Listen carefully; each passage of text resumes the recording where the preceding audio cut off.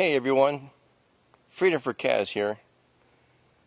Hey, I'm going to do a video today on how to make a campfire. Now, not just any ordinary campfire. I'm talking about a fire that you can cook your meal on. Now granted, I've been out here in the woods for a couple days now.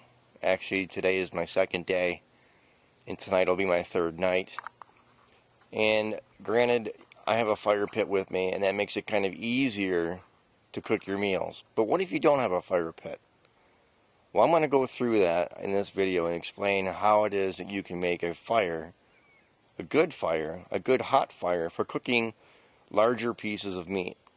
Now, there's many ways of cooking over a fire. I mean, the idea of cooking a hot dog on a stick is a really good one. I mean, if you trap something or even catch a fish, you can cut the meat into slices and pretty much put it on a stick, hold it over the fire, and it will cook that way.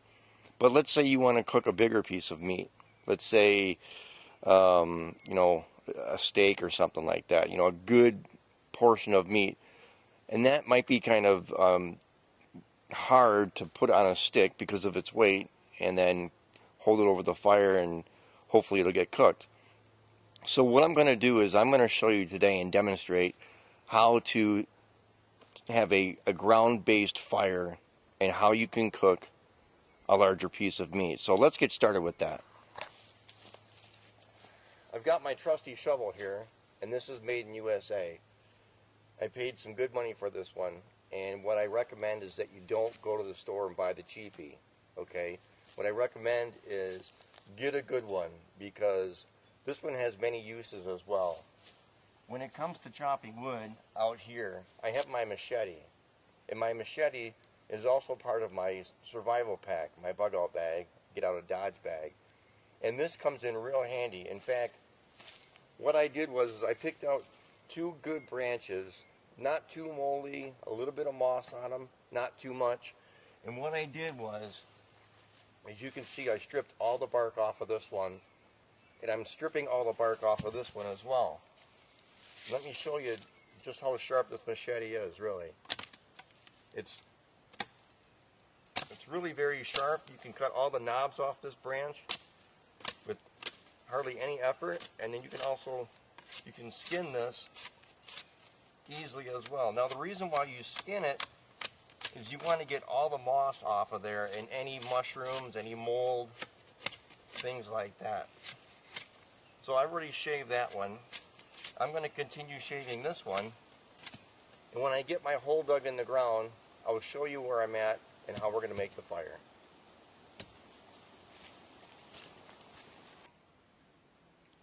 Hey guys, Freedom for Kaz here. Hey, I'm going to continue my video here on making a good campfire for your meal. Okay.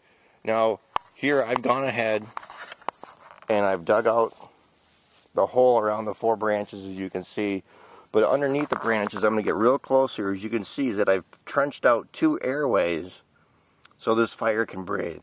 Okay, and as you know, it's very, very important that to have fires getting oxygen, because oxygen is very, very important to a fire.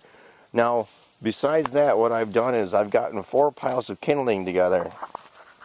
Okay, now this is very small. This is slightly larger.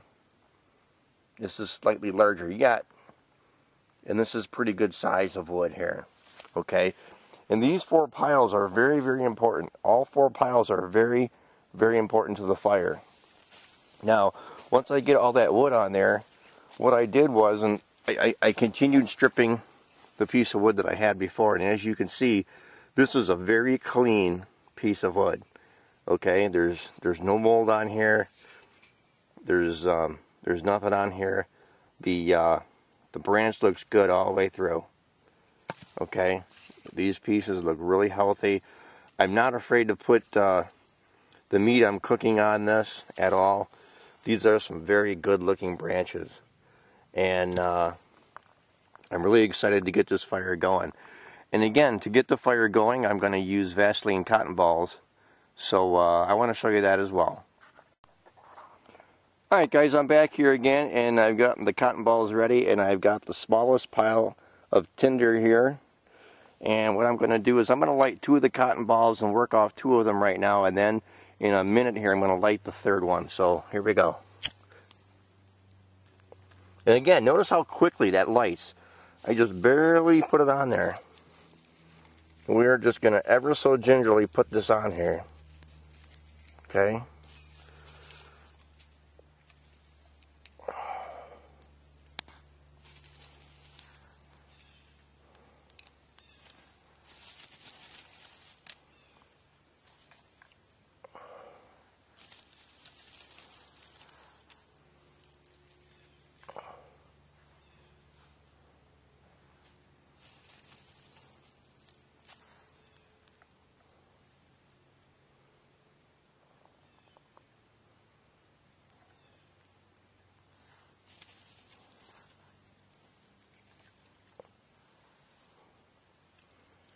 Now I'm going to light the 3rd one here.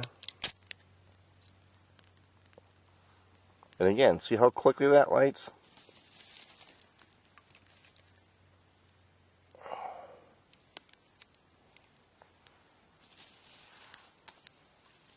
The one on the end here isn't doing so well, but we'll get there. Don't you worry. The one on the middle is taking off like a wildfire, and that's exactly what we want here. Okay? As you can see, this is how it starts, and it's a little smoky right now, but as you can see, the flames are getting built bigger. And what's going to happen is all these hots are going to fall in between these logs, and there's plenty of oxygen coming from underneath. And as you see, the fire is getting bigger and bigger. I'm going to add to the fire and get this thing going, and then I'll show you in a few more minutes exactly where we're at. Alright guys, I used my first 2 piles of kindling, and look at the size of the fire that I've got from the small and the slightly larger kindling. This is going to be an incredible fire. Sorry, I almost fell over. But again, Vaseline cotton balls, and you can see, like I said, the hots are falling underneath. Do you see how the hots are underneath those logs? That's exactly what I want to happen. The hots are going to fall underneath here, okay, and these logs are going to hold the heat. So when I put those logs on top of these logs, I can cook what my meal is going to be, okay? And then I can control the heat by how many logs I want to put on here. And eventually what I'm going to do is I'm going to push these hots underneath those logs, okay? When I get to that point, I'll be back.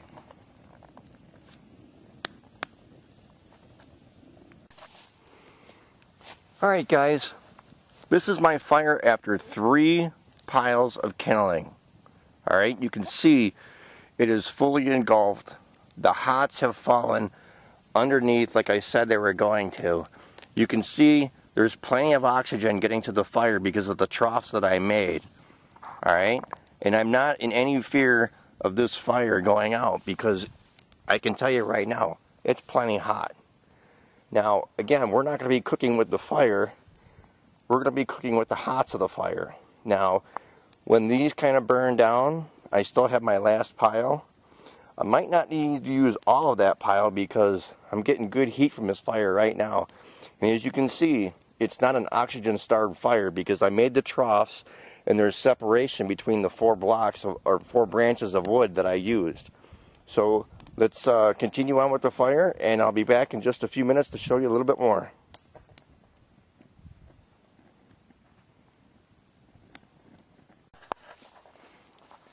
Alright everyone, here's my fire, and I'm back again, and you can see how it is white hot. And this fire is really, really hot. It should cook what I've got to cook on here really, really well. And I'm really excited about getting this thing going. So what I'm going to do is I'm going to knock these ashes around just a little bit because that is a really, really hot fire. And I'm going to start cooking my meal. So let's get going here.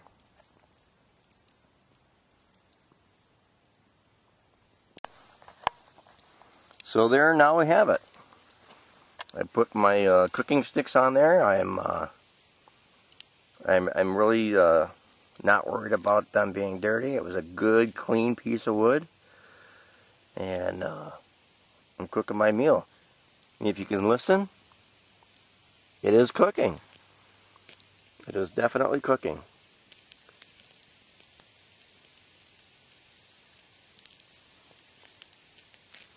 So when the meal's done, I'll let you know where we're at.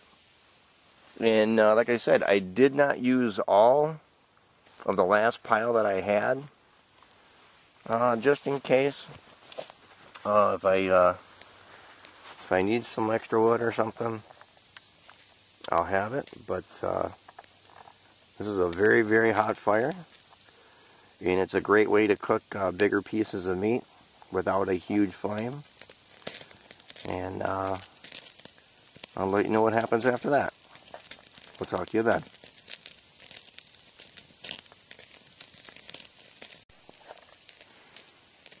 And here we are. If you can see, I shifted the steak around a little bit here, just so it would cook a little evenly.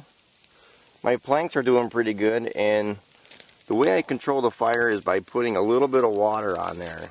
Okay, if I can just if it's too hot here, for instance, I just, a couple drops of water, because that fire is hot. And trust me, that steak is cooking. So let's take this steak and let's turn it over. Let's see what we got here. Let's see what we got here, partner.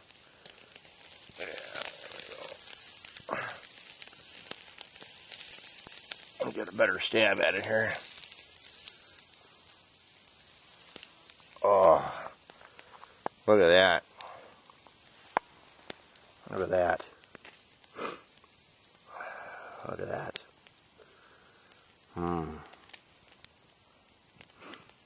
Now this ain't the steakhouse or anything else like that, but I'll tell you what.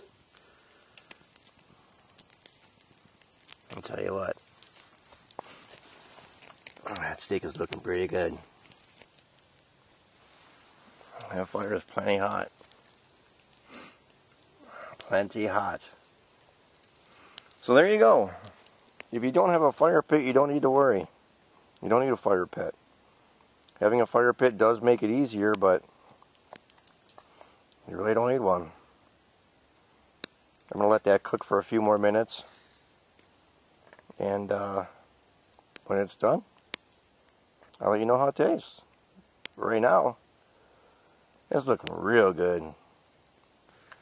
Hey everyone, I think my meal is ready. And I just want to point out what's left of this fire. Now, of the 4 logs that we're going across, this is the first log. This tip and this tip here was the second log.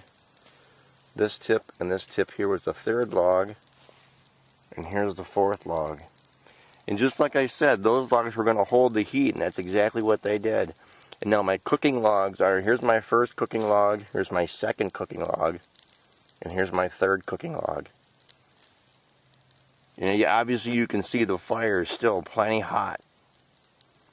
And that steak, I can't wait to taste it. So I'll tell you what, we're both here.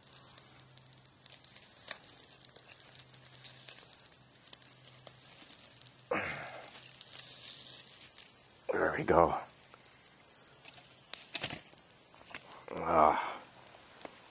Look at that. Let's see if I can do this one-handed.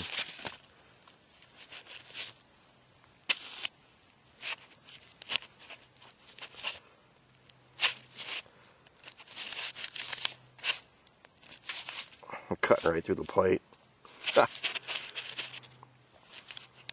Sorry guys, it's tough one-handed. I'm out here by myself, so what do we got? Oh, look at that. It's a little more done than I actually like. I actually like a medium, but it's more of like a medium well. But there you go, folks. There's dinner. And there's my 3 cooking sticks. Just like I said. You don't need a fire pit. Just need to know how to cook steak.